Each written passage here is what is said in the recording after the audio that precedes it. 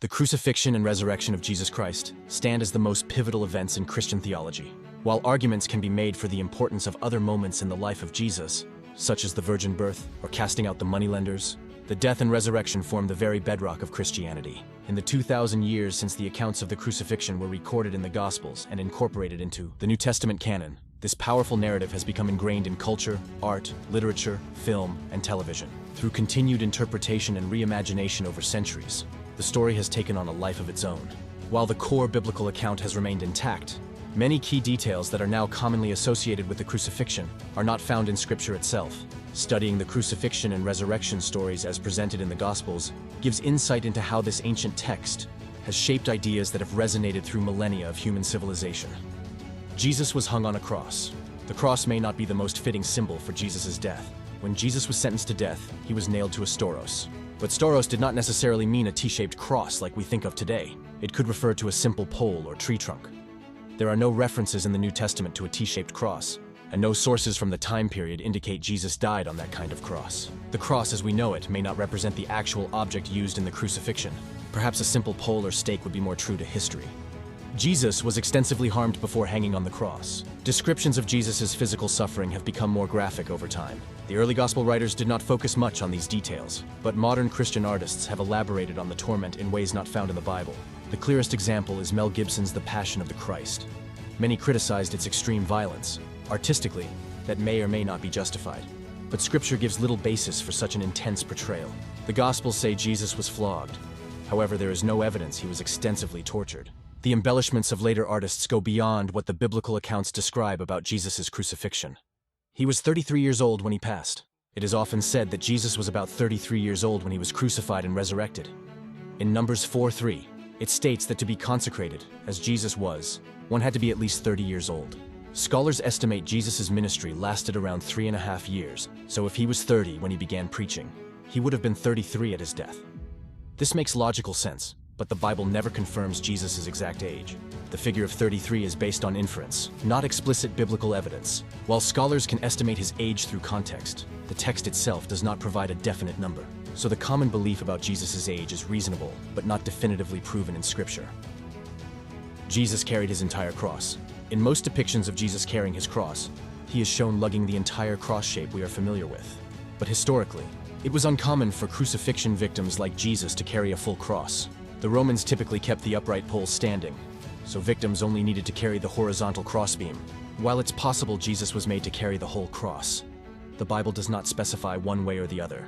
There is no scriptural evidence that Jesus dragged a complete cross through the streets. The full cross imagery in art and film is not backed up by the biblical account.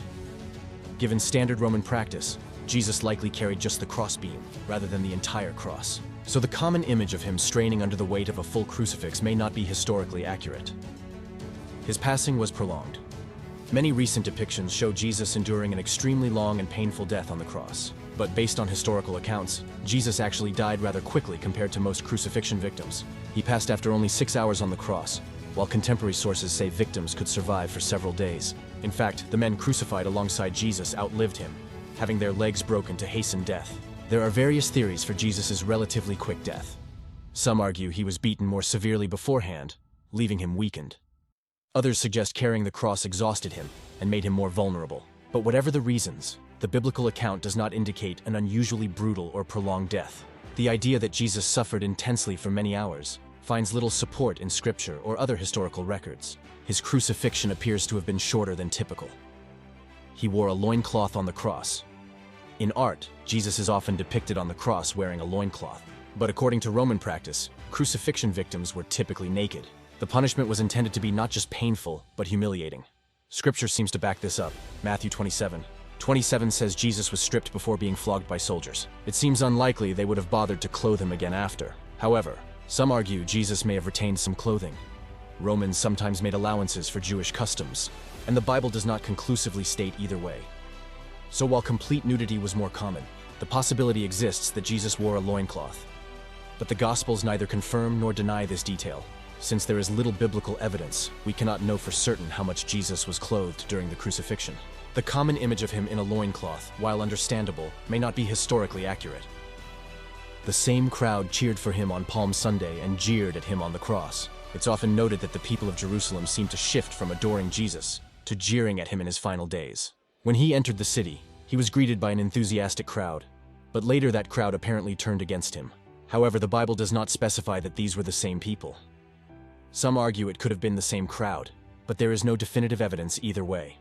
One view is that Jesus was welcomed by the general Jerusalem populace, while those who later mocked him were mainly affiliates of the Pharisees. The counter-argument is that a crowd so excited by Jesus' arrival would have shown up to protest his punishment. Ultimately, Scripture does not confirm the crowds were the same.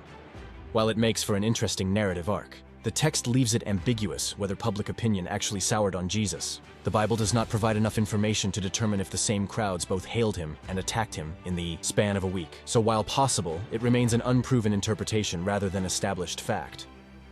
Crucifixion was an uncommon punishment. Some portrayals imply that crucifixion was highly unusual when Jesus was executed, but evidence shows it was a standard punishment in certain cases at that time. The Bible does not discuss how common crucifixion was, yet we know of mass crucifixions like the 6,000 victims of the Spartacus revolt, or when 2,000 rebel Jews were crucified after revolts led by Judas of Galilee in 4 BC. The Romans readily used crucifixion, but typically only for certain crimes like political dissent. So while Jesus' crucifixion was brutal, it was not an exceptional occurrence. The Romans crucified thousands of people for various offenses. The Bible does not indicate anything unusual about the use of crucifixion in Jesus' case. Portraying it as rare or shocking may overstate things in service of dramatizing Jesus' suffering. In reality, it was one of the standard punishments deployed by the Romans at that time. Jesus perished on a Friday. Jesus' death on Good Friday is typically considered to have occurred 3 days before Easter Sunday and his resurrection. However, some scholars argue there was not enough time for all the reported events to occur in that time frame. They believe the Gospel's 3 days refers to 3 full 24-hour periods, rather than the 2.5 days from Friday afternoon to Sunday morning. The counterpoint is that in Jesus' time, any part of a day could be counted as a full day. So Friday would count as 1 day, even if Jesus died in the afternoon. Most believers thus see no contradiction between the Gospel's 3 days and the Good Friday Easter timeline. Ultimately, the Bible does not specify exact durations or time frames. The intent of 3 days is open to interpretation, not definitive proof either way. While the partial days explanation is widely accepted, the alternate view can't be fully discounted. The lack of precise details in Scripture allows for different perspectives on the timeline. But in the end, the exact chronology is secondary to the theological significance of Jesus' death and resurrection. As we've seen today, there are a number of popular beliefs about Jesus' death that aren't actually in the Bible. This is not necessarily a bad thing, as many of these beliefs have developed over time as Christians have sought to understand and interpret the biblical text. However, it's important to be aware of the difference between what the Bible actually says and what we have come to believe about Jesus' death. One of the most important things to remember is that Jesus' death was not just a physical event. It was also a spiritual event in which Jesus took on the sins of the world and died in our place. This is the central message of the Christian faith, and it's something that we should never forget.